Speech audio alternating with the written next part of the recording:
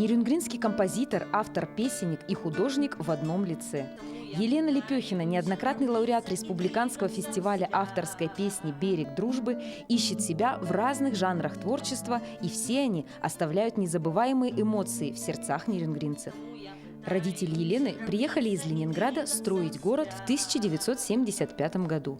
Поселившись в железнодорожном поселке Беркакит, у них родилось 2 детей – Лена и ее младший брат Сергей. Талант как музыканта и поэта Елене достался от ее отца. Он также был автором песен и стихов. Совсем маленькая Лена была его первым слушателем. Он говорит: хоть ты и не понимаешь ничего, но все равно ты же живой человечек, я тебе спою. Вот этот момент я помню, как он мне пел песню. Меня это очень мне запало в память. Потом, дальше, конечно, постоянно у нас собирались всякие поэты, там, музыканты. Я постоянно это все видела, слышала. И как-то однажды он меня попросил сделать ему подарок на день рождения. «Хочешь, — говорит, — меня порадовать?» «Конечно, хочу, а мне 7 лет». Вот. И, тогда озадачу я тебя. Дает мне книгу со стихами, сборник стихов разных поэтов. Вот. Выбирай любой и сочиняй на нее музыку, на него. Выбрала я стихотворение Есенина «Я покинул родимый дом». Вот. И вот мелодия какая получилась, ему сразу понравилась, даже ничего не стал исправлять, тут же подобрал под гитару. И выступили мы первый раз с ней, когда мне было 10 лет, у нас фестиваль в городе Нерюнгри был авторской песни. Потом, когда Елене исполнилось 10 лет, она впервые самостоятельно взялась осваивать гитару.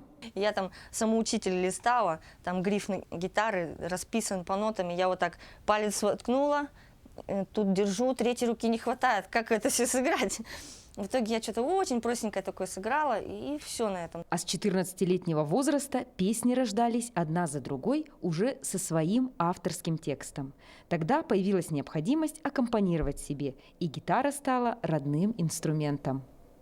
По самоучителю я научилась там, где надо нажимать, а потом все, мои все эти вот сочинения, я всякие думала, я переборы сочиняю, и аккорды я придумываю. А оказывается, они уже все существуют, и вот это все, я так гордилась, что я сама это все придумала.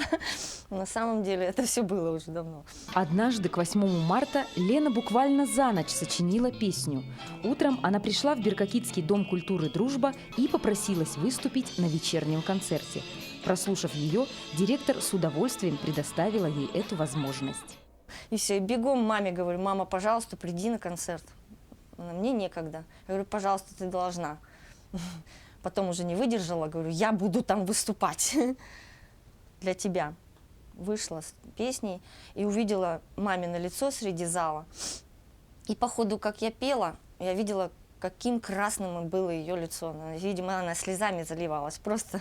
В родном поселке быстро приметили одаренную девочку и стали приглашать на мероприятия и фестивали. Мы попали сюда на фестиваль бардовской песни в Беркаките. Я там, помню, у меня натерли ноги сандали какие-то неудачные, и из-за этих мозолей мне пришлось их снять. Я босиком ходила там по всему фестивалю, и в итоге босиком на сцену вышла. И потом написали в газете, помню: девочка в сарафане, босоногая, заняла 1-е место, стала лауреатом. Повзрослев, творчество становилось все более серьезным. Разнообразилась и тематика песен. Поэтому Елена Лепехина стала украшением программ и поэтических вечеров в Нерюнгринской библиотеке, Центре культуры и духовности имени Пушкина и на различных фестивалях. Лена также неоднократно принимала участие в общетрассовом фестивале бамовской песни с 2001 по 2014 год. Неоднократно занимала призовые места и была награждена ценными подарками.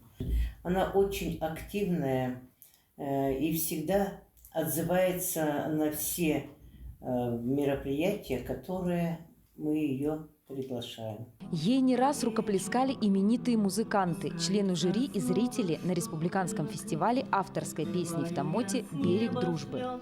Сегодня Елену просят многие нерюнгринские поэты написать музыку на их стихи. Но это процесс, который невозможно заставить случиться. Но есть слова, на которые музыка рождается сама.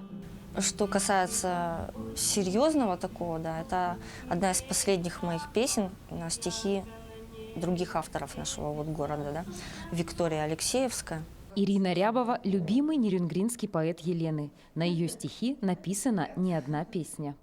Мы настолько слились с ней вот вместе в этих чувствованиях, хотя мы до этого времени близко с ней не сталкивались, ну, знали друг друга, ну, а так вот, чтобы творчество было, или мы там с ней где-то встречались, говорили. Вот. И она мне тоже сказала, говорит, когда я прочитала ваши стихи, вот как будто вы про меня их написали, вот про мою судьбу там, потому что были такие моменты в моей жизни, то есть об отношении к определенному мужчине. Без тебя жила б я скудно, был бы миг вокруг пустой, напролом бы шла, где трудно, не смирялась бы душой. Но есть и такие, кому еще не посчастливилось поработать в творческом тандеме с Леной. И у меня много написано вещей, и она там, у нее авторских проектов немало осуществилось. Ну, пока, к сожалению, совместного у нас ничего нет, потому что как бы мы работаем в разных жанрах. Она больше упор делает на лирику, что там про любовь и такое прочее. А у меня больше произведения ироничные, юморные, поэтому как-то у нас не получилось до этого состыковаться. Ну, надежды не теряем, и поэтому вполне возможно, что в дальнейшем что-нибудь совместное и провернем. Сколько же всего песен написано, затрудняется сказать даже сам автор. Навскидку точно никак не получается, потому что очень много потеряно. Допустим, вот до 2000 года там песен 60 было, наверное, и мы записывали их на кассеты. Эти кассеты след пропал, куда они делись, очень жалко. Там было много таких интересных, даже до сих пор бы пела. Вот. Потому что, как обычно бывает, вот их 60, а из них вот 5, ну 10, вот как такие самые вот ценные остаются, и они на всю жизнь остаются, все, никуда не девать. Это хиты, да? И вот уже после 2000 года, 2000-х, ну вот, где-то 100 с копейками будет, наверное. И то из них можно тоже сделать такую вот отборку лучших. Ну, там, может, песен 60-70 будет. И мы ей верим, потому что, увидев порванную струну, я задала вопрос, что случилось с гитарой. И тут же нашелся быстрый ответ. А вот буквально я это утром сегодня заметила, что она вот стоит у меня такая вот, струна у нее висит. Да. Ну, я тут даже экспромт написала по этому поводу. Так. И лопнула струна. Наверное, устала. Я так же, как она, порой такой бывала. Да ладно, потерплю. И новую поставлю. Ведь я еще люблю. И это все исправлю. Лена закончила музыкальную школу по классу скрипки и хотела связать свою жизнь с музыкой. Но мама категорически отказалась отпускать родное чадо учиться в другой город. В итоге моя мама отказала мне в поступлении. Я боюсь, я тебя не отпущу. Приходит моя учительница домой, разговаривает с ней основательно обо всем, что не за что переживать, все дети ездят, учатся. Там у нас очень много наших из Беркокита поступивших, из Нерюнгри, то есть и в обиде ее никто не оставит, и в общем-то, ну, не за что переживать. Общежитие хорошее, все условия хорошие. Мама нет, и все, ни в какую. Теперь, когда девочка выросла и уже сама выбрала свой путь, она продолжает двигаться к своей мечте. Сейчас она студентка алданского филиала Якутского музыкального колледжа. В свободное время к ней приходят желающие обучаться игре на гитаре, и она передает свои знания и опыт, помогая освоить этот инструмент. Но уместить все в своем расписании удается с трудом. Вот это очень сложный вопрос, потому что я вроде бы хочу учиться, но в таком возрасте это уже так тяжело совмещать с работой и с той деятельностью, которую я себе сама поставила как цель, и преподавать гитару, и рисовать портрет, и парикмахерской заниматься, и с этим всем. Я, короче, много на себя взяла. По-моему, я по швам трещу. В итоге я еще вот поступила, да, в колледж, восстановилась, как бы. Был уже вот 14-15 год, когда я закончила первый курс. Еще одно дело, которое Елена любила с детства, это рисование. рисовала, сколько себя помню, чуть ли не с рождения. Ну, конечно, это слишком я загнула. Ну, вот с детства, вот мама нам всегда покупала кучу альбомов, красок. Вот. И я постоянно рисовала все лучше и лучше, и мне не хватало альбомов для этого. Мама никогда не жалела, вот это точно помню. Она вот прямо вот этими пачками, вот такими стопками, вот такими альбомы покупала. Ой, рисуйте на здоровье только. Вот. Я и рада была стараться изводить чистенькие альбомчики. Вот. Ну, конечно, всегда лучше всех рисовала в школе, там, мне это очень всегда нравилось. К 45-летнему юбилею Нерюнгри Елена захотела сделать подарок самым интересным и талантливым людям города, нарисовав их портреты. Но их оказалось так много, что и сейчас работа в этом направлении еще не закончена. В рамках празднования 45-летия города Нерюнгринская городская библиотека организовала выставку-инсталляцию «Литературно-творческий Олимп Нерюнгри». Одной из активных участниц этой выставки мероприятия стала Елена Лепехина. Но все мы Елену знаем как вокалиста, музыканта, но здесь на мероприятии она показала себя в новом амплуа художника-портретиста.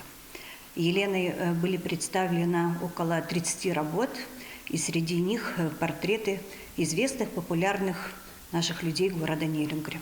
Конечно, что вызвало определенный интерес и придало шарму нашей выставке. Вообще хочу сказать, что Нерюнгри – это кладезь талантов, и радует тот факт, что Нерюнгринская городская библиотека предоставляет возможность получить свою минуту славы творческим людям. Творчество Елены Лепехиной, будь то песни, музыка или картины, глубоко, трогательно и необычно, а ее планы далеки и прекрасны. Я рисую портреты, я подстригаю людей, которым всегда это нужно будет, вот, и учу играть на гитаре. Вот, что-то перебойно получается, конечно, но все это людям нужно. Хочется вообще свою студию организовать и заняться уже, наконец-то, съемкой клипов своих. То есть, я хочу, как бы сказать, выразить себя. Вот первый этап – это когда я уже настолько насочинялась, написалась этого всего и накопила вот это все. И вот это теперь накоплено, его надо в какой-то порядок привести, в какой-то вид, чтобы это преподнести людям, и это все могли увидеть и услышать вообще. Расширять горизонты, делясь частью своей души не только с нерюнгринцами, для Елены не просто мечты, а цель, к которой мы уверены, она обязательно придет, а помогут ей в этом неугасимое стремление жить, творить и идти вперед наперекор любым преградам. И двигаться